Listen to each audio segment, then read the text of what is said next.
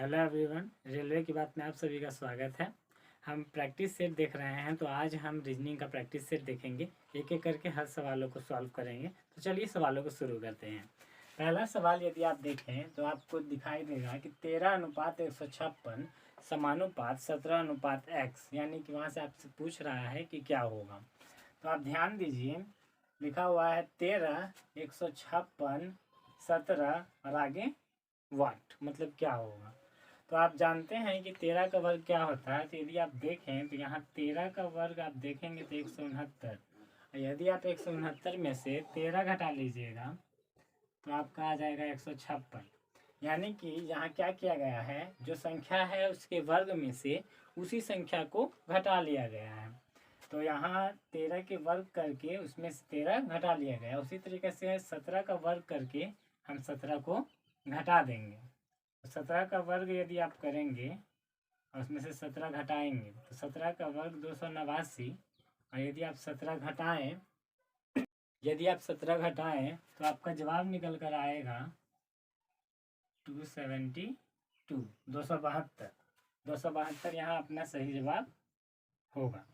चलिए अगले सवाल को देखते हैं। अगला सवाल है कि खाली स्थानों को आपको भरना है। ये भी सीरीज का ही सवाल है। तो आप देखें तो यहाँ है कि खाली स्थान STT, खाली स्थान TT डैश TTS डैश, यानी खाली स्थानों को भरना है। इसको बहुत आसानी से आप ज्ञात कर सकते हैं। सबसे पहले हम सारे लेटर्स को काउंट कर लेंगे, उसके बाद डिवाइड करेंगे। देखिए सबसे पहले हम गिन लेते हैं कि कितने अक्षर हैं इसमें खाली स्थान को लेकर। 1 2 3 4 5 6 7 8 9 10 11 12, टोटल 12 लेटर्स हैं खाली स्थान को लेकर।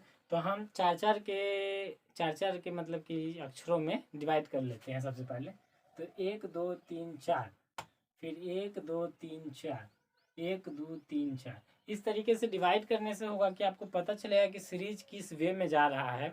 और बड़ा से बड़ा सीरीज भी रहेगा तो उसको ब्रेक करके जब आप बनाइएगा तो आसानी से बनेगा।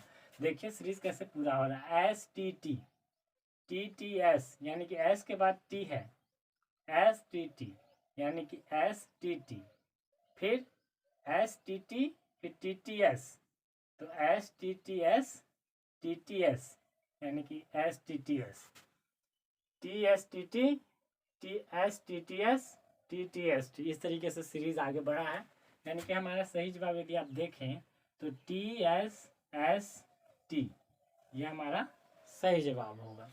अगला सवाल यदि आप देखें तो सवाल है कि अंग्रेजी शब्दकोश के अनुसार व्यवस्थित करें। यानी कि अंग्रेजी जो डिक्शनरी होता है उसमें जिस तरीके से हम शब्दों को खोजते हैं उस तरीके से आपको बताना है कि पहले कौन सा शब्द आएगा। दिया हुआ है ड्रिंक, ड्रिंकिंग, ड्राइव, डिक्शनरी और ड्रैकुला। जब आप शब्दकोश में यानी कि डिक्शनरी में शब्दों को खोजते हैं तो सबसे पहले पहला लेटर, उसके बाद जो पहले आता है वो लेटर, इस तरीके से खोजा जाता है। तो यदि आप इसमें देखें तो डी तो सभी जगह है, तो डी के बाद आर भी सभी जगह है। तो यहाँ लेकिन आर नहीं है, आई है। डिक्शनरी में यदि आप देखें तो डी के बाद आई है, यानी कि ये लेटर पहले आएगा। डी हमारा पहले आएगा क्योंकि डी के बाद आई है, आई के बाद आर आता है, तो आर आएगा। आर के बाद आप देखें ड्रैकुला में ए है, जबकि हर एक में आई है। ड्राइव में, ड्रिंकिंग में, ड्रिंक में, यानी कि डी ड्रैकुला उसके बाद आएगा हमारा, यानी कि ई आएगा। अब यहाँ ड्रिंकिंग में DRI के बाद एन है, यहाँ ड्रिंकिंग में DRI के बाद एन है, यहाँ DRI के बाद भी है, यानी कि ड्राइव तो अभी नहीं आएगा।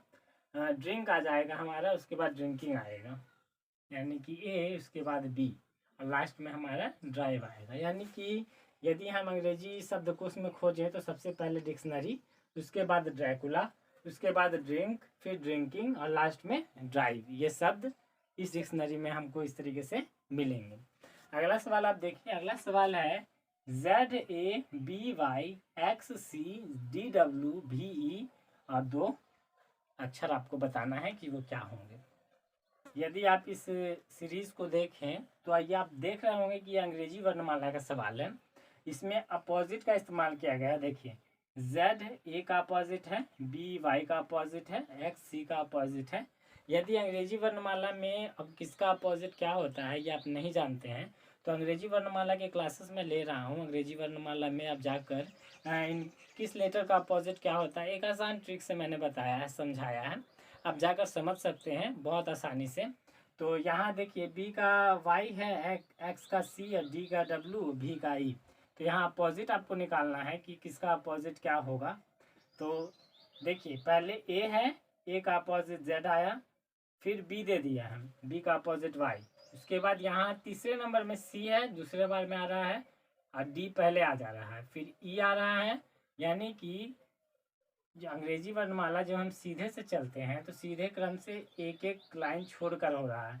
एक बार दूसरे नंबर पर, फिर पहले नंबर पर, फिर दूसरे नंबर पर, फिर पहले नंबर पर, फिर दूसरे नंबर पर, इस बार पहले नंबर पर। यानी कि यहाँ एफ होगा, और एफ का यदि आप अपोजिट देखें तो फुसुर फुसुर, यानी कि एफ का अपोजिट यू होगा। तो यहाँ एफ यू हमारा लेटर आएगा, सही जवाब।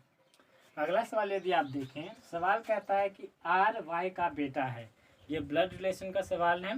तो ब्लड रिलेशन का सवाल आप सवाल को पढ़ते जाइए, डेटा को लिखते जाइए, आसानी से बन जाएगा। कहता है कि आर वाई का बेटा है, आर वाई का बेटा है यानी कि पुत्र है, और वाई के की पत्नी है, वाई जो है के की पत्नी है, और के जेड का इकलौता पुत्र है, के जो है जेड का इकलौता पुत्र है, और जेड की पत्नी का कुछ साल पहले निधन हो गया था। इसका मतलब है कि जेड जो है वो मेल है। तो पूछ रहा है हमसे सवाल कि जेड आर में क्या संबंध है, जेड आर में क्या संबंध है। बहुत ध्यान से, आर जो है वाई का पुत्र है, और वाई जो है के की पत्नी है, और के यानी कि आर का पिता हो गया, और आर के पिता जेड हैं, यानी कि आर और जेड पोता और दादा हो गया। तो हमसे सवाल पूछ रहा है कि जेड आर में क्या संबंध है। लास्ट का लाइन में ध्यान दीजिएगा कि जेड आर में क्या संबंध है, यानी कि जेड आर का क्या लगता है। तो जेड आर का दादा लगता है, हमारा सही जवाब दादा होगा, कि जेड आर का दादा लगता है। लेकिन अगर सवाल आपसे पूछता कि आर जेड में क्या संबंध है, ध्यान दीजिएगा, आर जेड में क्या संबंध है, यानी कि आर जेड का क्या लगता है, तो आर जो है वो जेड का पोता लगता है, तब हमारा जवाब पोता होता। लेकिन हमसे सवाल पूछ रहा है कि जेड जो है आर में क्या संबंध है, यानी कि जेड आर का क्या लगता है, तो जेड जो है वो आर का दादा लगता है, तो हमारा सही जवाब होगा दादा। यदि हम अगले सवाल को देखें तो अगला सवाल है कि सुरभि और मधुरा कैरम खेल में बैठने की मानक स्थिति में बैठकर, ध्यान दीजिएगा, बैठकर खेल रही है। यदि सुरभि उत्तर पूर्व दिशा के सम्मुख है तो उसकी प्रतियोगी मधुरा किस दिशा के सम्मुख है। ये डायरेक्शन दिशा का सवाल है, तो ध्यान से पढ़िएगा। सुरभि और मधुरा कैरम खेल में बैठे हैं, बैठने की मानक स्थिति में खेल रही हैं। सुरभि जो है उत्तर पूर्व दिशा में है। यदि आप देखें तो इस तरफ पूर्व, इस तरफ उत्तर, इस तरफ पश्चिम, इस तरफ दक्षिण, पूर्व पश्चिम उत्तर दक्षिण। हमसे पूछ रहा है कि सुरभि जो है उत्तर पूर्व में है, यानी कि सुरभि इस तरफ मुंह करके खेल रही है, यानी कि सुरभि इस तरफ है, यानी कि सुरभि जो है वो दक्षिण पश्चिम में है। सुरभि यहाँ है, सुरभि उत्तर पूर्व की तरफ मुख करके सम्मुख दिशा में खेल रही है। इसका मतलब है कि जो खिलाड़ी यहाँ होगा वही खिलाड़ी ना इस तरफ मुंह करके देखेगा, ध्यान दीजिएगा। तो यहाँ पर सुरभि है दक्षिण पश्चिम में, तब दूसरी जो उसकी प्रतियोगी है मधुरा, वो किस तरफ मुंह करके खेल रही है, तो मधुरा जो है दक्षिण पश्चिम में मुंह करके खेल रही है, तो हमारा सही जवाब होगा दक्षिण पश्चिम। मधुरा जो है वो दक्षिण पश्चिम में सम्मुख कैरम खेल रही है। अगला सवाल यदि आप देखें, सवाल कहता है कि 5 दोस्तों ने एक दौड़ में भाग लिया। रोहित ने यह दौड़ हरीश से पहले, चलिए जैसे जैसे डेटा आपको कहता जाएगा वैसे वैसे डेटा को हम लिखते जाएंगे।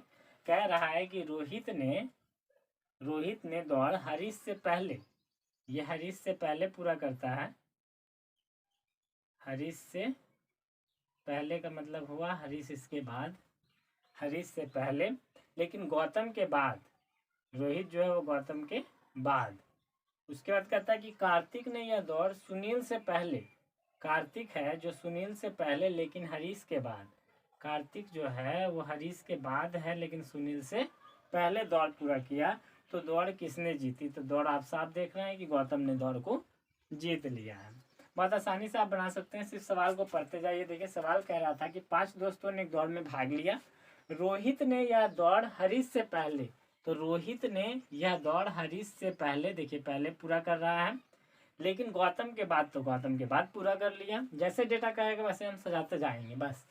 दूसरा में कह रहा है कि कार्तिक ने यह दौड़ सुनील से पहले, तो कार्तिक आया वो सुनील से पहले कर रहा है, लेकिन हरीश के बाद, यानी कि हरीश के बाद कर रहा है। तो जब हरीश के बाद कर रहा है तो गौतम के बाद तो ऑब्वियसली बात है कि वो करेगा ही। तो दौड़ को किसने जीता? तो हमने देखा कि दौड़ को गौतम ने जीता। अगले सवाल को देखते हैं। अगला सवाल क्या कह रहा है? यदि हम सवाल को देखें, सवाल कहता है कि एप्लीकेशन शब्द में कितने ऐसे अक्षर युग्म हैं जिनके बीच उतने ही अक्षर हैं जितने कि अंग्रेजी वर्णमाला में उनके बीच होते हैं। ये अंग्रेजी वर्णमाला का सवाल है। यदि अंग्रेजी वर्णमाला के क्लासेस आपने नहीं किए हैं तो डिस्क्रिप्शन में वीडियो का लिंक आपको मिल जाएगा, जाकर क्लासेस कर लीजिए। आसानी से अंग्रेजी वर्णमाला के सवाल आपसे बनेंगे। चलिए सवाल को देखते हैं। सवाल कहता है कि एप्लीकेशन शब्द में कितने ऐसे अक्षर युग्म हैं जो जिनके बीच उतने ही अक्षर आते हैं जितने कि अंग्रेजी वर्णमाला में आते हैं। तो यहाँ से हम एक एक करके पूरे अंग्रेजी वर्णमाला को पढ़ते हुए देखते हैं कि इनके बीच क्या आता है। तो ए को लेते हैं, तो ए से चलेंगे तो B C D E F G H I, A I पहला हमारा ऐसा युग्म मिला जिनके बीच उतने ही अक्षर है जितने कि अंग्रेजी वर्णमाला में होते हैं। आई के बाद आगे चलें तो जे के नहीं है। पी को लेते हैं तो पी के बाद Q R S T U V W X Y नहीं है। पी को लेते हैं तो P Q R S T U V W X Y नहीं। एल के बाद M N O P Q R S नहीं। आई के बाद आई को लेते हैं तो J K L M N O. C के बाद D E F G H A B C D E T के बाद तो कोई है ही नहीं इसमें। आई जे के ओ पी। अब उल्टा चलते हैं हम लोग, तो एन को लेंगे तो एन ओ एक और आ गया, N O P Q R S T U V W X. O के बाद P Q R S T U V. I के बाद J K L M N O P. चलिए यहाँ आई के बाद यदि आप देखें तो आई के बाद I J K L M N O P, यानी कि आई और पी एक ऐसा अक्षर युग्म आ गया। टी को लेते हैं, टी के बाद Q R S T U नहीं। ए के बाद B C D E F G. C के बाद D E F G H नहीं। आई के बाद J K L M N ओ नहीं। यानी कि ए I N O I P ऐसे 3 अक्षर युग्म हमको मिले, 3 अक्षर जोड़ा मिला हमें जिन एप्लीकेशन में जिनके बीच उतने ही अक्षर हैं जितने कि अंग्रेजी वर्णमाला में होते हैं। तो कितने हो गए? 3 अक्षर युग्म हमें मिले हैं। अगला सवाल यदि आप देखें, सवाल कहता है कि 5 मित्र P Q R S T एक पंक्ति में उत्तर दिशा के मुख की करके बैठे हैं। एस टी और क्यू के बीच में बैठा है। ये सिटिंग अरेंजमेंट का क्वेश्चन है। क्यू आर के निकटतम बाईं ओर बैठा है, पी टी के निकटतम बाईं ओर बैठा है। तो बीच में कौन सा है? तो एक पंक्ति में यानी कि ये सभी बैठे हैं, तो हम पंक्ति पहले बना लेते हैं। 5 मित्र हैं तो 5 बार 1 2 3 4 5 किस तरफ मुँह करके हैं? उत्तर की तरफ, यानी कि वो लोग इस तरफ इस तरफ बैठे हुए हैं। ध्यान दीजिएगा, कह रहा एस टी और क्यू के बीच में बैठा है, क्यू आर के निकटतम बाईं ओर है। क्यू जो है आर के निकटतम बाईं ओर है। बीच में हम कहीं रखेंगे तो दिक्कत हो जाएगा, क्योंकि फिर टी और क्यू के बीच में भी बैठाना है। तो सवाल कह रहा है आर के निकटतम बाईं ओर, तो बाईं ओर यानी इस तरफ। तो आर को यदि यहाँ रखें तो यहाँ क्यू को रखेंगे कि आर के निकटतम बाईं ओर क्यू है। टी पी जो है टी के निकटतम बाईं ओर। अच्छा, एस टी और क्यू के बीच में है।